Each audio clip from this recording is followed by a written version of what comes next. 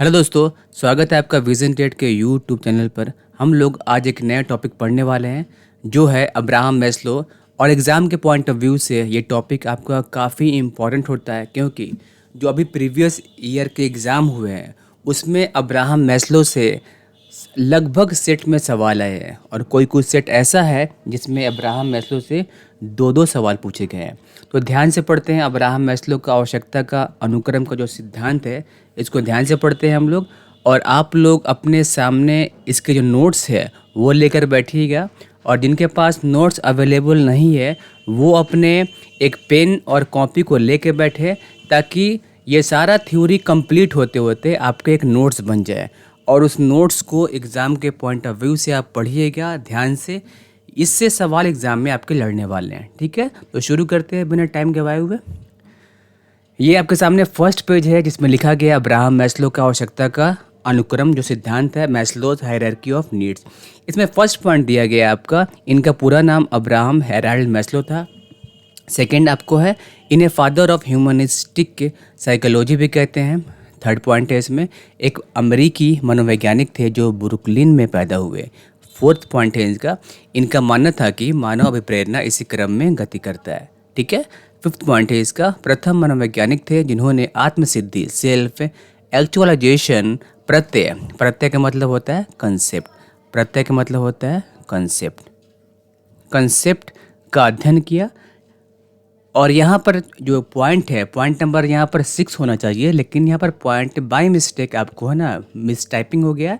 यहाँ पर 6 है आपका, पॉइंट नंबर 7 कीजिएगा इसको, ठीक है। 6 नंबर पॉइंट है, सबसे प्रसिद्ध सिद्धांत है इनका मानव ज़रूरतों का पदानुक्रम, जिसके बारे में हम लोग पढ़ेंगे। उस ट्रायंगल के बारे में आगे हम लोग को मिलेगा पढ़ने के लिए, व्यापक रूप से प्रयोग किया जाता है। आपको पॉइंट नंबर 7 है, एक पुस्तक लिखी 1943 टू 1954 जिसका नाम है a theory of human motivation था, ठीक है। अब थोड़ा आते हैं, ये इनका बेसिक था। एग्ज़ाम के पॉइंट ऑफ व्यू से आपका ये इंपॉर्टेंट है, आपका ये पूछ सकता है आपका, और आपका ये पूछ सकता है, आपका ये पूछ सकता है, ये पॉइंट और ये पॉइंट। ये आपको जो 4 पॉइंट पे स्टार किए गए एग्ज़ाम के पॉइंट ऑफ व्यू से, ये चारों पॉइंट इंपॉर्टेंट है, इसको ध्यान से पढ़िएगा, ठीक है। अब जानते हैं मोटिवेशन के बारे में। मोटिवेशन क्या होता है, प्रेरणा क्या होता है, इसका एक साइकिल बनता है मोटिवेशन का, उसको यहाँ समझाते हैं। आप लोग लिखिए आराम से।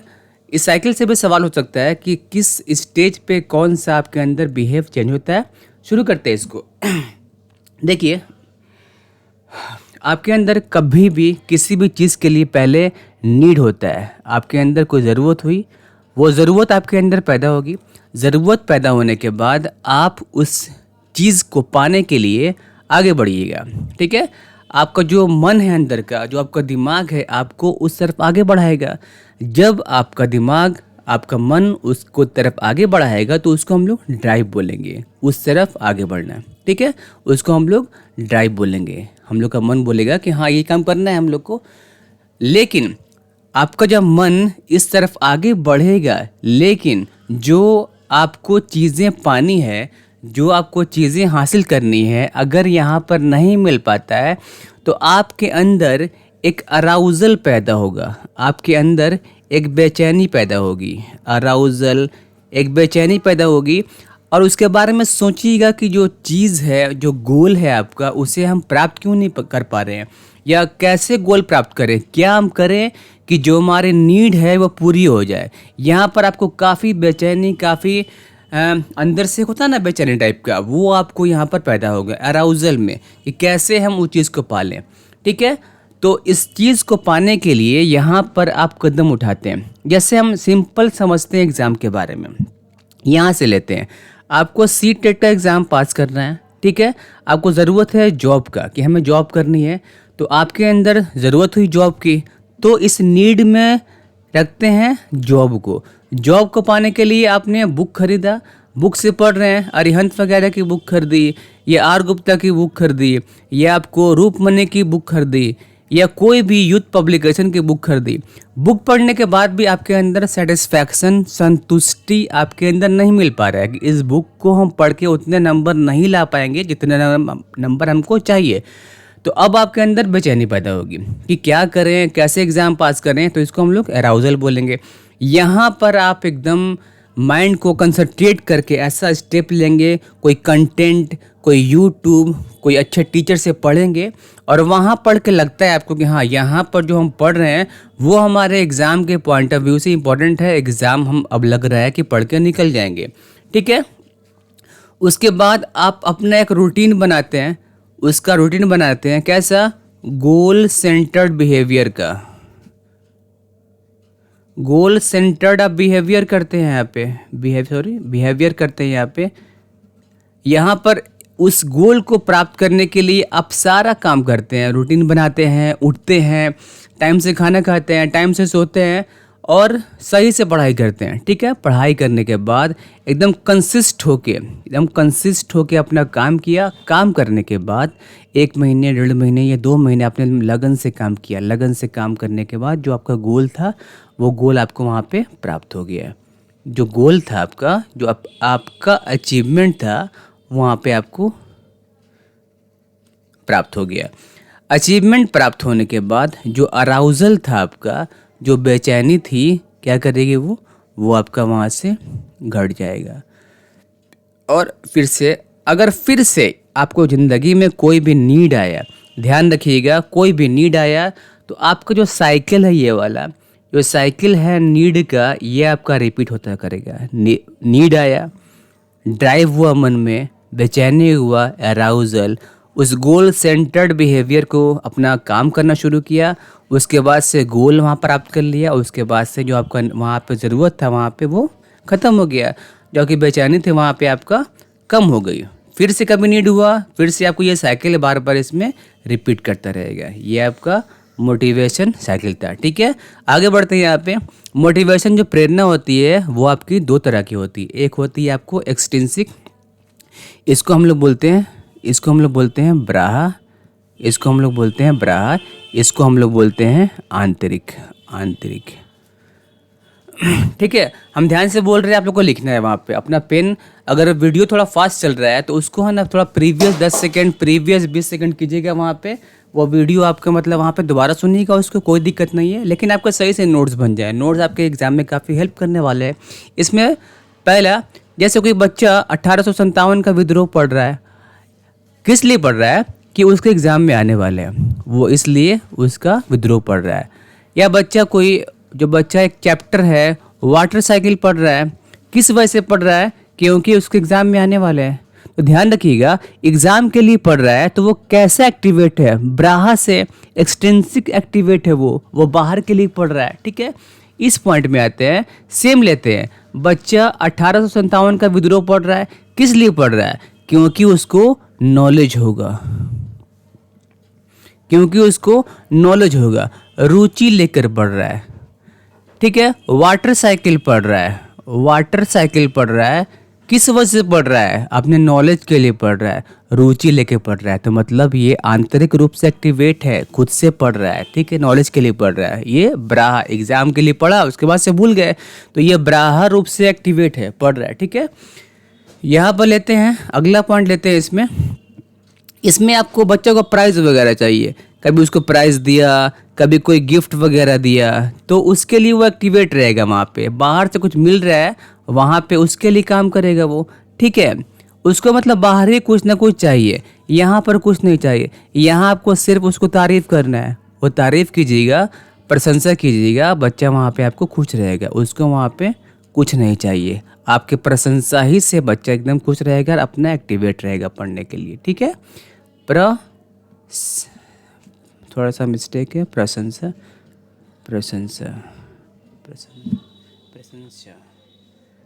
जो भी है, प्रेज वगैरह यहाँ पे कर दीजिए, प्रेज वगैरह। ठीक है ना, वहाँ पे प्रेज कर रहे हैं। ठीक है, यहाँ आप वो तारीफ करने पे बच्चा पढ़ेगा। ठीक है, यहाँ पे देखिए ओवरऑल ये अच्छा होता है, ओवरऑल लेते हैं तो अच्छा होता है, लेकिन बच्चा को अगर शुरुआत में पढ़ाई पर लगाना है, तो उसके लिए ये बहुत अच्छा है। कौन सा, ब्राहा वाला, उसके लिए बहुत अच्छा है शुरुआत के लिए। बाद के लिए फिर बच्चा लालची हो जाएगा, वो सिर्फ प्राइज़ के लिए ही पढ़ेगा। ये ओवरऑल ठीक होता है, ओवरऑल बच्चा अपना रुचि लेके पढ़ता है। ठीक है, ये कुछ आपको अंतर था यहाँ पर ये वाला। इस अंतर को पढ़िएगा कि बच्चा किस तरह से एक्टिवेट है, किसके लिए पढ़ रहा है। टीचर के तारीफ के लिए पढ़ रहा है, अपने गार्जियन का ध्यान अट्रैक्ट करने के लिए पढ़ रहा है, किसी को दिखाना है उसके लिए पढ़ रहा है, तो यहाँ पे आपको बरहा रहेगा। खुद से पढ़ रहा है, खुद से शर्मिंदगी है, खुद के ध्यान से पढ़ रहा है, खुद के रुचि से पढ़ रहा है, तो यहाँ बच्चा आंतरिक रूप से एक्टिवेट रहेगा। ठीक है, आगे बढ़ते हैं। अब देखिए यहाँ पर आपका है व्हाट इज़ गोल ओरिएंटेशन, लक्ष्य निर्देशित करना क्या होता है। देखिए अब सिंपल यहाँ पे ये है कि आप लोग में से कोई भी स्टूडेंट या हम भी स्टूडेंट हैं, तो इनमें से 3 तरह से लोग पढ़ाई करते हैं। एक फर्स्ट ये वाला, एक सेकंड ये वाला और एक थर्ड आपको ये वाला। आप किसी न किसी कैटेगरी में एक में आते हैं। अब तीनों को जान लेते हैं, उसके बाद आप फैसला कीजिएगा कि हम किस कैटेगरी में आते हैं। ये तीनों आपको एवरेज जो होते हैं, छात्र होते हैं, स्टूडेंट होते हैं, वो 3 आपको कैटेगरी में पढ़ते हैं।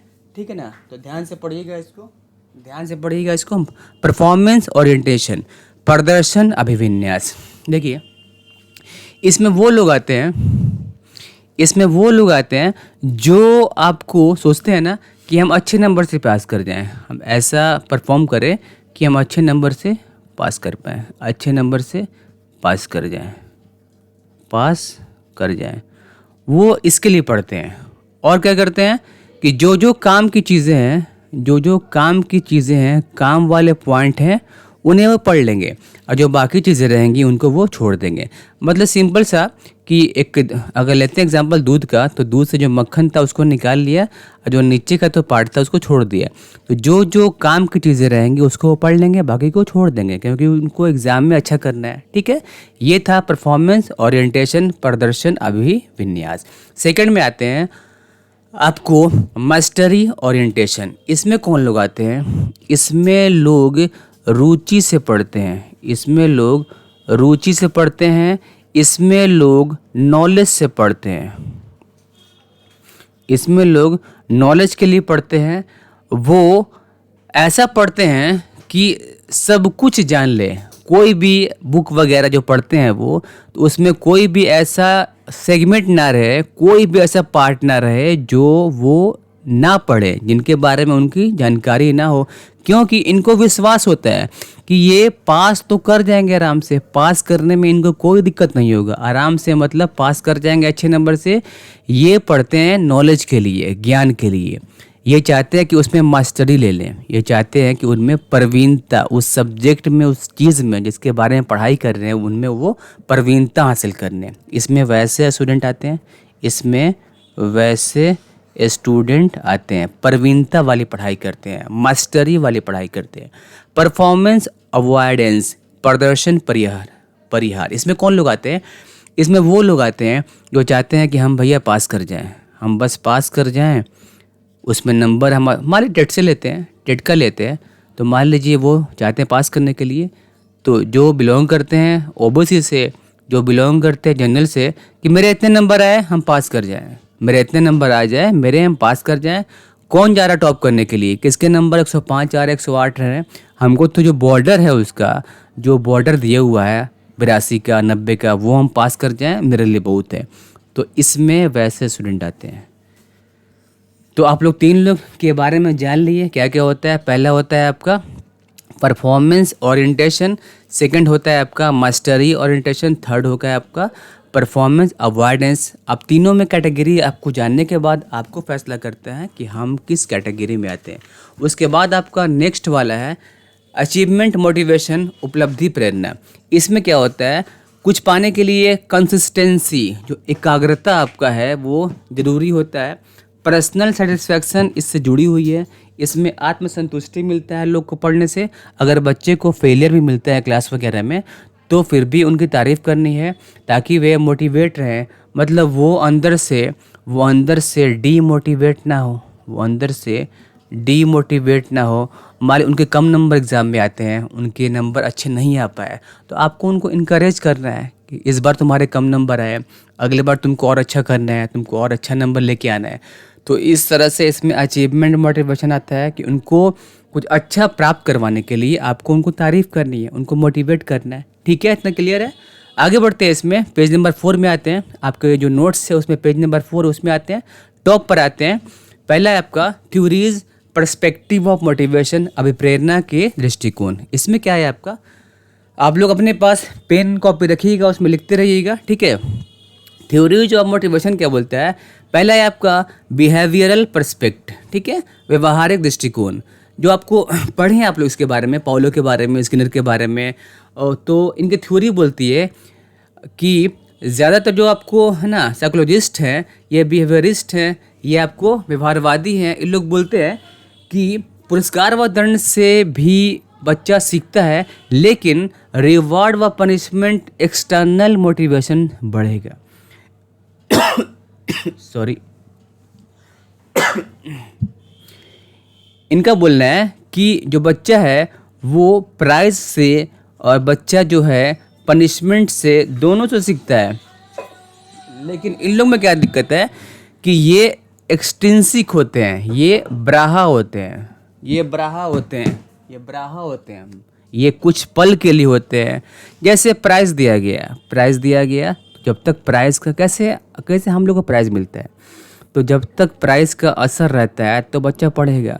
प्राइज़ का असर ख़त्म हुआ, बच्चा नहीं पढ़ेगा। पनिशमेंट है, पनिशमेंट का असर जब तक है बच्चा पढ़ रहा है, पनिशमेंट का असर ख़त्म हुआ, बच्चा नहीं पढ़ेगा। तो ये ब्राहा रूप से एक्टिवेट रहता है, ब्राहा रूप से एक्सट्रिंसिक ये बच्चों को एक्टिवेट करता है, उसके बाद बच्चा बहुत कम पढ़ पाता है, ठीक है। इसलिए ये सब चीज़ हो लेकिन बहुत कम हो, ना कि बराबर हो, ठीक है। कॉग्निटिव पर्सपेक्टिव, इसमें कौन लोग आते हैं, तो इसमें लोग अपनी सोच की वजह से काम करते हैं, बिना उसे प्राप्त किए उन्हें शांति नहीं मिलती है, ठीक है। वो चाहते हैं ना कि उसमें मास्टरी ले लें, उसमें प्रवीणता हासिल कर लें हम, ठीक है। तो उनकी ख्वाहिश उसमें जानने की होती है कि जो चीज़ है इसके बारे में जान ले, कौन चीज़ है, किससे बनी हुई है, इसके बारे में क्या फ़ायदा है, क्या फ़ायदा नहीं है, उसके बारे में लोग जानते हैं और चाहते हैं उसमें मास्टरी लेने के लिए, उसमें प्रवीणता हासिल करने के लिए। ऐसे लोग क्या होते हैं, आप पॉइंट पॉइंट लिखिएगा इसको, ठीक है। तो इसमें आपको इंट्रिंसिक मोटिवेशन होती है, ठीक है, और बड़े बड़े काम कर जाते हैं क्योंकि वो अंदर से एक्टिवेट है, अंदर से एक्टिवेट है, लगे हुए हैं, बिना खाए हुए, बिना पिए वो उसी काम में, ताकि उसमें उसके बारे में जाने, उसके बारे में लोग को बताएं, दुनिया को बताएं कि ये चीज़ है क्या, ठीक है, उसमें लगे रहते हो। अगला पार्ट इसमें आप लोग ऐड कीजिएगा कि जो बड़े बड़े वैज्ञानिक हैं, मनोवैज्ञानिक हैं, वो लगे रहते हैं 10 साल तक, 20 साल तक, इसके बदले उन्हें कुछ नहीं मिल रहा होता सरकार से। जो सरकारी होते हैं साइंटिस्ट, उनको तो मिल रहा होता है, पर जो खुद का पैसा लगाकर काम करते हैं उन्हें सेल्फ सेटिस्फैक्शन मिलता है, उनको आत्मसंतुष्टि मिलती है, उसके लिए वो लोग वहाँ पे लगे रहते हैं, ठीक है, क्योंकि वो उसमें खुश होते हैं अपने काम में, ठीक है। जैसे आप लोग नाम सुने होंगे आपको पिकासो के बारे में, यूरोप में काफ़ी ठंड वगैरह पड़ता है वहाँ पे, तो वहाँ पे उनकी गरीबी के वजह से उनके पास से आग नहीं था क्या, उनके पास लकड़ियाँ नहीं थी, तो उन्होंने काफ़ी अपनी पेंटिंग थी, उनकी महंगी महंगी पेंटिंग थी, जिस पेंटिंग को उन्होंने जला दिया, और पेंटिंग जला के वहाँ पे उससे आग से जो गर्मी मिली उससे वो आग ताप रहे थे। तो लोग बोलते हैं कि जब उनको पेंटिंग्स मिली जली हुई तो लोग सोच रहे होते हैं, सोचे कि इनकी पेंटिंग अगर होती ऐसी पेंटिंग तो और कितनी कॉस्टली बिकती दुनिया में, ठीक है। तो वो उन्हें पता था कि बाद में उनके अंदर गुण है, वो और अच्छी अच्छी पेंटिंग वहाँ पर बना लेंगे, ठीक है। ये आपको होता है संज्ञानात्मक दृष्टिकोण, लोग अपने खुद के संतुष्टि के लिए काम करते हैं यहाँ पे, ठीक है। थोड़ा आगे बढ़ते हैं इसमें हम लोग। अगला है आपका सोशियली मोटिवेटेड, सामाजिक अभिप्रेरित। इसके 2 प्रकार हैं जो निम्न है, सोशल कॉग्निटिव पर्सपेक्टिव, सामाजिक संज्ञानात्मक दृष्टिकोण। इसमें क्या होता है, इसमें कुछ लोग खिलाड़ी होते हैं, जैसे उनके पेरेंट्स भी मतलब स्पोर्ट्स में हैं, उनके फादर भी स्पोर्ट्स में हैं, उनके पेरेंट्स में जो उनके फादर हैं वो भी स्पोर्ट्स में हैं, जो उनके मदर हैं वो भी स्पोर्ट्स में हैं। तो एवरेज में अगर देखिएगा तो ये अपने बच्चे, जो इनका बेटा है, जो इनकी बेटी है, वो भी चाहेंगे कि दोनों स्पोर्ट्स में जाएं, क्योंकि दोनों स्पोर्ट्स हैं। कोई पेरेंट्स डॉक्टर हैं और उनकी मदर भी क्या है, वो भी डॉक्टर है, तो वो क्या चाहेंगे, जो मेरा बेटा बेटी है वो क्या बने, वो भी डॉक्टर बने, ठीक है। तो इस तरह से लोग चाहते हैं। अगला है कि मान लीजिए किसी गांव के लोग या किसी स्टेट का जो एक बच्चा है जो वहाँ पर रहता है, मान लीजिए आपको बिहार में या झारखंड में, वो चाहता है कि वहाँ बढ़िया कर दिया, वो किसी अच्छे पोस्ट पे वहाँ पे बहाल हो गया, तो उसके आसपास के जितने लोग रहेंगे वो भी चाहेंगे कि मेरा भी बच्चा इसमें पढ़ाई करे। आज खासकर वहाँ के जो यूथ हैं वो चाहेंगे कि हम भी उसी फील्ड में आगे बढ़ें। ठीक है, ये आपको होता है सोशल कॉग्निटिव पर्सपेक्टिव।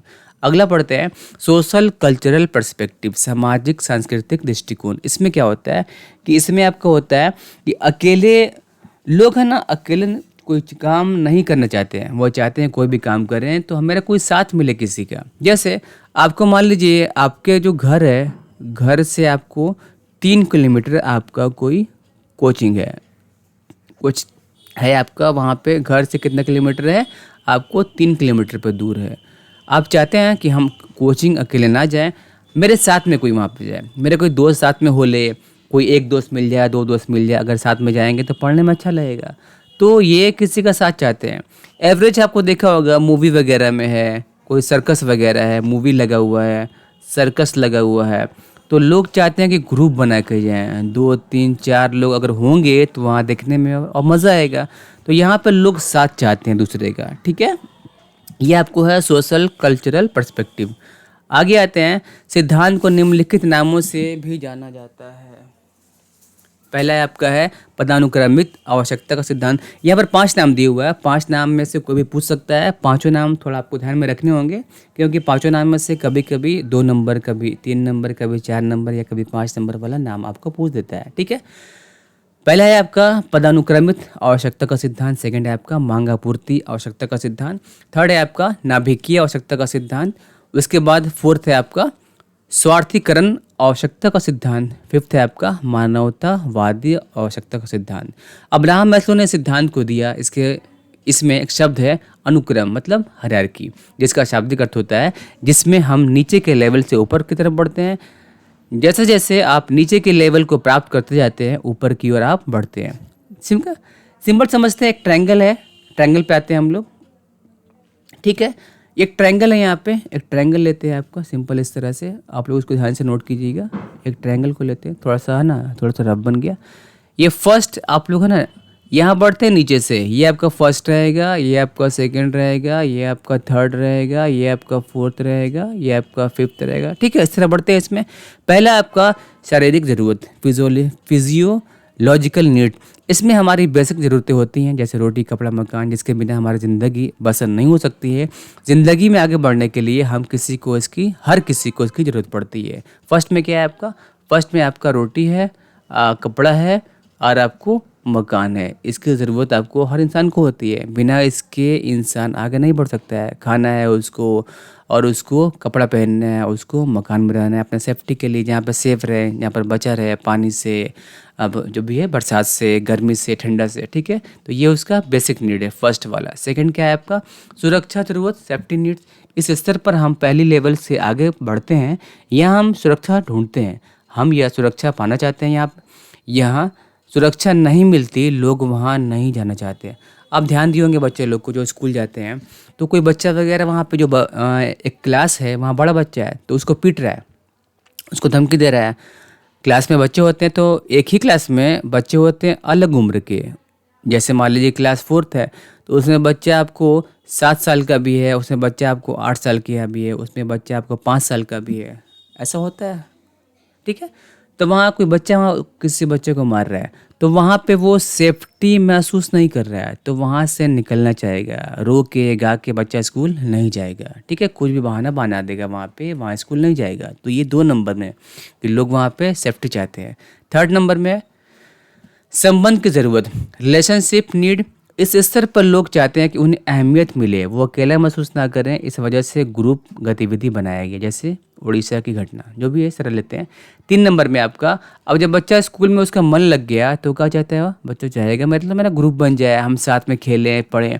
इस वजह से जो NCF वगैरह उन्होंने इसका थ्योरी पढ़ा होगा, अब्राहम मैस्लो का थ्योरी पढ़ के बनाया इसको, कि यहाँ पर बच्चा लोग को हम लोग ग्रुप एक्टिविटी करवाते हैं ताकि बच्चा को लगे कि यहाँ हमको अहमियत मिल रहा है, ग्रुप में हम भी एक अहमियत रखते हैं, मेरा भी ग्रुप में वैल्यू है। तो 3 नंबर में क्या होता है कि वो अकेला महसूस ना करे, इस वजह से ग्रुप गतिविधि वहाँ पे बनाया गया। ठीक है, 4th में आपका आत्मसम्मान, सेल्फ एस्टीम। इस लेवल पर हम लोगों से रेस्पेक्ट चाहते हैं, लोग आपके बारे में क्या सोचें, इस लेवल पर आकर यहाँ पर थोड़ा मिस्टेक है वर्ड का, यहाँ पर आकर है, यहाँ पर थोड़ा आप लोग आकर कर दीजिएगा। आकर लोग समाज के आसपास के लोगों को खुद के बारे में मान सम्मान चाहते हैं। इसके बाद जब बच्चा आगे बढ़ेगा तो वो चाहेगा कि जो समाज है उसको सम्मान मिले, वहाँ पे लोग समझे, उसके बारे में जाने कि ये क्या हस्ती है, किनका बेटा है, किनका बेटी, इस तरह से कुछ उसका पहचान वगैरह बने वहाँ पे, ठीक है।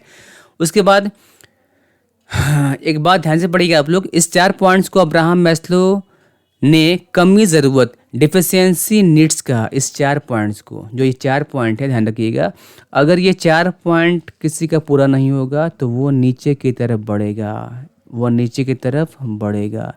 जैसे यहाँ पे मान सम्मान के यहाँ पर पहुँच गया है, अब बच्चा को रोटी नहीं मिल पा रहा है, कपड़ा नहीं मिल पा रहा है, मकान नहीं मिल पा रहा है, तो जब तक उसका जो नीड है नीचे वाला 1 2 3 पूरा नहीं होता है, किसी कारण के वजह से उसके फादर का मदर का इकोनॉमिक कंडीशन ख़राब हो गया, तो बिना ये 1 2 3 4 इन तीनों को पूरा किए बच्चा आगे नहीं बढ़ेगा, ठीक है।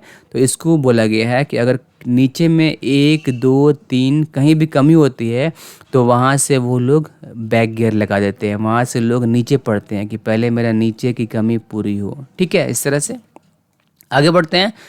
5 नंबर में संज्ञानात्मक ज़रूरत, पढ़ना लिखना सीखना, ज़िंदगी में आगे बढ़ना। जब बच्चे को ये सारा कुछ मिलता है तो बच्चे अपनी ज़िंदगी में आगे बढ़ते हैं, खेलते हैं कूदते हैं ना, ज़िंदगी में अपने जॉब वगैरह करते हैं, बढ़ते हैं आगे।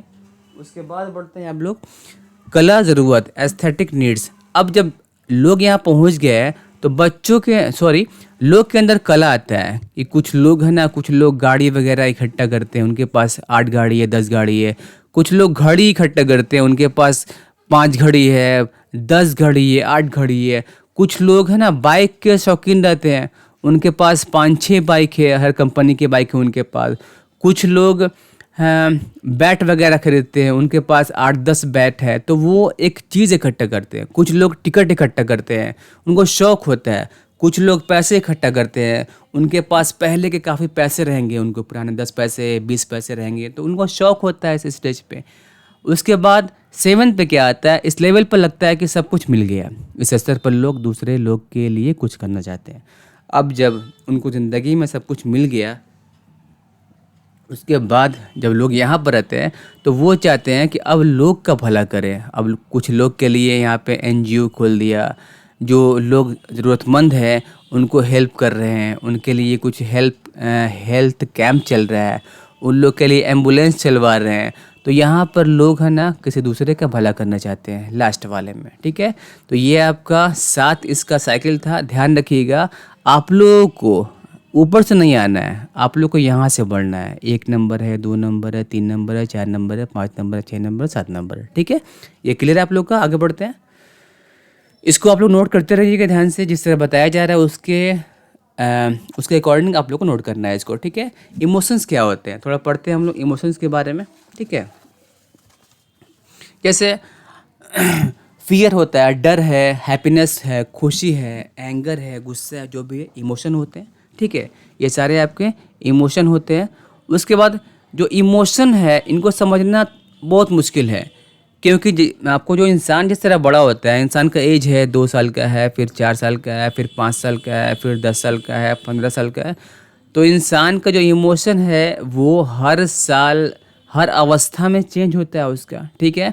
तो इमोशंस को समझना बहुत मुश्किल होता है क्योंकि ये काफ़ी कॉम्प्लेक्स होते हैं। अब देखिए, अगर हम बात लेते हैं बच्चा का, तो बच्चा को जो इमोशन हम गिना चुना होता है, या तो बच्चा हंसेगा, ठीक है, या तो बच्चा मतलब रोएगा, इस तरह से जो भी है, मतलब बच्चा रोएगा, या बच्चा वहाँ पे आपको कुछ चिढ़ेगा, वहाँ पे बच्चा वहाँ पे चिढ़ गया, इस तरह से, ठीक है। तो बच्चे के इमोशंस गिन के होते हैं, या तो हंसेगा या रोएगा या आपको वहाँ पे चिढ़ेगा। लेकिन जब हम लोग बड़े होते हैं, हम लोग डे बाय डे जब है ना हर साल जो अवस्था हम लोग का चेंज कर रहा है, तो हमारा जो इमोशन कॉम्प्लेक्स हो रहा है, कभी हंसना, रूठना, जलना, जो भी इस तरह से है, तो हम लोग का बहुत सारा होता है इमोशन। कभी कभी ऐसा होता है कि हम लोग की एक ही सिचुएशन है, उसमें हंस भी रहे हैं और कुछ पल के बाद उसमें रो भी रहे हैं। तो इमोशन जो होता है बड़े होने के बाद कॉम्प्लेक्स होता जाता है, ठीक है। इमोशंस आर सब्जेक्टिव होते हैं, क्योंकि सबके इमोशन क्या होते हैं, सबके इमोशन अलग अलग होते हैं, सबके इमोशंस अलग अलग होते हैं। आप लोगों ने पढ़ा होगा इसके बारे में, एक आपको चैप्टर था असेसमेंट, उसमें पढ़े थे सब्जेक्टिव, मतलब हर किसी का ये अलग अलग होता है। ठीक है, थोड़ा हम लोग आगे बढ़ते हैं इसमें। एक ही सिचुएशंस में हर लोग अलग अलग तरह के बिहेव करते हैं। एक ही सिचुएशन है, उसमें कुछ लोग वहाँ पे हंसेंगे, कुछ चिढ़ेंगे, कुछ बोलेंगे, कुछ रोएंगे, कुछ गाएंगे। एक ही इमोशन से, जैसे कोई वर्ल्ड कप जीता, कोई टीम वर्ल्ड कप जीता, सिचुएशन एक ही है जीतने का, वहाँ कोई टीम जो टीम हार गई, जो टीम छट गई सेमीफाइनल में, तो कोई हंस रहा है वहाँ पे, कोई वहाँ गुस्सा है जीतने से, कोई वहाँ पे उदास है। तो एक ही इमोशंस है, एक ही मैच है, उसमें अलग अलग तरह के इमोशंस बन रहे हैं। ठीक है, इमोशंस कॉन्शियस माइंड में भी होते हैं और इमोशन अनकॉन्शियस माइंड में भी होते हैं। जैसे इंसान हंसते हंसते भी रोता है, हंस और बैठ के भी उदास होता है, वहाँ पे रो रहा होता है, जो भी है, ये आपको कॉन्शियस माइंड है, समझ रहा है, बूझ रहा है। और उसी में एक और आपको आता है सिचुएशन, जब इंसान सोए हुआ है आराम से, वो सपना देख रहा है, सपना में उसके आँख से आंसू निकल रहा है, ऐसा भी है। तो ये इसका अनकॉन्शियस माइंड है, क्योंकि इसका माइंड वहाँ पे काम नहीं कर रहा, सोया हुआ है। ठीक है ना, तो होश नहीं है, तब भी मतलब ये रो रहा है, क्योंकि वहाँ भी इसका इमोशंस काम करता है। ठीक है, उसके बाद इमोशंस ग्रुप वाइज भी होते हैं, इमोशन ग्रुप वाइज भी होते हैं। एक ही ग्रुप है जो लोग का भला करता है, एक ऐसा ग्रुप है, इस ग्रुप में वो लोग आएंगे जो लोग का क्या करते हैं, भला करते हैं। एक ग्रुप और है जो चाहता है कि लोग का नुकसान करें, जो लोग का नुकसान करें। इसमें वही लोग शामिल होते हैं जो इस इमोशंस के होते हैं। क्या करता है ये ग्रुप, लोग का नुकसान करें। एक और ग्रुप है जो चाहता है कि लोग को मारे काटें, लोग को मारे काटे, उनको काफ़ी ज़्यादा नुकसान पहुंचाए। तो इसमें इस ग्रुप में वो लोग आते हैं जो इस इमोशंस के होते हैं। तो इमोशंस आपके ग्रुप वाइज भी होते हैं, ग्रुप है, ये भी ग्रुप है, ये भी ग्रुप है। ठीक है, आगे बढ़ते हैं। आपका इमोशंस आपको कमज़ोर व मजबूत दोनों बनाते हैं। ये निर्भर करता है कि उस व्यक्ति पर जो इसे कैसे मैनेज करता है।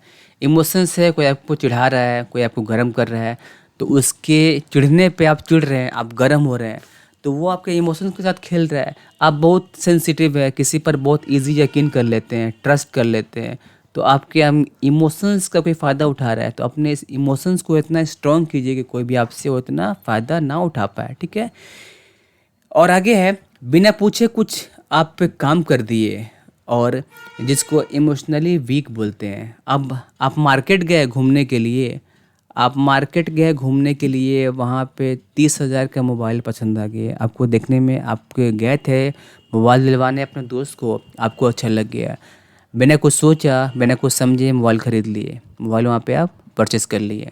तो आप इमोशनली वीक हैं। कहीं ऐसी जगह पर गए, या कोई इंसान है, ठीक है ना, कोई इंसान है, पढ़ रहा लिख रहा है, इंटर में है, उसके पापा हैं, उसकी बहन है, उसके मदर है, ठीक है, कॉलेज लाइफ है, ठीक है, कॉलेज लाइफ में दोस्ती हुई, प्यार मोहब्बत हुआ, वहाँ घर से भाग गए। आपको किसी का परवाह नहीं है, अपने पेरेंट्स का, अपने मदर का, फादर का, आपके सिस्टर का, आपको किसी का ख्याल नहीं है, बस अपना इमोशंस जगह वहाँ पे ऐसा काम कर दिया। तो ऐसे लोग इमोशनली वीक होते हैं, जो कुछ नहीं देखते। या मोबाइल खरीदा, आपकी क्या इकोनॉमिक कंडीशन है, कितना कमाते हैं, कितना धमाते हैं, नहीं पता, हमको मोबाइल खरीदना है। हमको जो मेरे इमोशंस जगह है, जो आपका ईद होता है, जो आप पढ़े होंगे, अभी चैप्टर था आपका सिगमंड फ्रायड में पढ़े होंगे ईद के बारे में। ईद आपका बोला ये काम पूरा करना है, फटाक से वो काम पूरा कर दी। ईद बोला ये काम पूरा करना है, फटाक से पूरा कर दिए। तो आपका ईद आपका सुपर ईगो पर हावी था। ठीक है, तो ऐसे लोग इमोशनली वीक होते हैं, जो फटाक से जो काम माइंड में है उसको हमको करना ही करना है। तो ऐसे लोग इमोशनली वीक होते हैं। कुछ ऐसे लोग होते हैं जो किसी काम को करने पे ओवर रिएक्ट करते हैं, कि आपने ऐसा काम ऐसे एक बार बोलेंगे, 2 बार बोलेंगे, 3 बार बोलेंगे, एक ही काम के लिए आपको बार बार बोलते रहेंगे। तो ऐसे लोग भी इमोशनली वीक होते हैं, जो एक ही बात के लिए या एक ही टॉपिक पर सुबह में, दिन में, शाम में आपसे बात करते रहेंगे, डांटते रहेंगे। तो ऐसे लोग भी इमोशनली वीक होते हैं। ठीक है, उसके बाद है, लगभग आपके कंप्लीट हो गया, जो आपका स्कूल का वातावरण वगैरह है, वो सिंपल क्या करना है आपको, बच्चा लोग के लिए आपको वहाँ पे ऐसा बनाना है कि जो बच्चा लोग का वातावरण है वो वहाँ पर सीखे, उनको वहाँ पर उनको वहाँ पर बोलने दिया जाए, बच्चों को वहाँ बोलने का मौका मिले। बच्चा चाहता है बोलने के लिए, तो बच्चा को वहाँ पर बोलने दिया जाए, बच्चों को वहाँ बोलने का मौका मिले, बच्चा को खेलने का मौका मिले, बच्चे को वहाँ पे अपने सवाल पूछने का मौका दीजिए। वहाँ पे कोई कुछ बोलना चाह रहा है, कोई कुछ परफॉर्म करना चाह रहा है, तो उनको डांट के, उनको मार के बैठा नहीं दिया, उनको जो उनका इमोशन जग रहा है उससे हेल्प किया, उनको बोलने दिया, खेलने दिया, खुलकर बात करने दिया। ठीक है। अब कितने आपको ऐसे होते हैं टीचर जो सिर्फ चाहते हैं बच्चों को शांत करवा के बैठा दें, कि बच्चा एकदम साइलेंट रहे, कुछ भी ना बोले, एकदम शांत बैठा रहे। तो ऐसे जो टीचर्स हैं उनको समझना चाहिए कि बच्चा जब तक बोलेगा नहीं, जब तक मतलब खेलेगा नहीं, जो उसका बॉडी, उसका माइंड उतना डेवलप नहीं करेगा। तो बच्चा का जो आपको माहौल है स्कूल का, तो वहाँ पे बच्चे को बोलने दिया जाए, खेलने दिया जाए, उसके इमोशंस को वहाँ पे उसका वैल्यू रखा जाए, तभी बच्चे का सही से डेवलपमेंट हो पाएगा। तो ये कुछ आपको पॉइंट्स थे इनके बारे में, अब्राहम मैस्लो के बारे में। तो इनको ध्यान से आप लोग इसका नोट्स बना लिया होगा, ध्यान से पढ़िएगा इसको, एग्ज़ाम के पॉइंट ऑफ व्यू से ये आपके इंपॉर्टेंट है। ठीक है।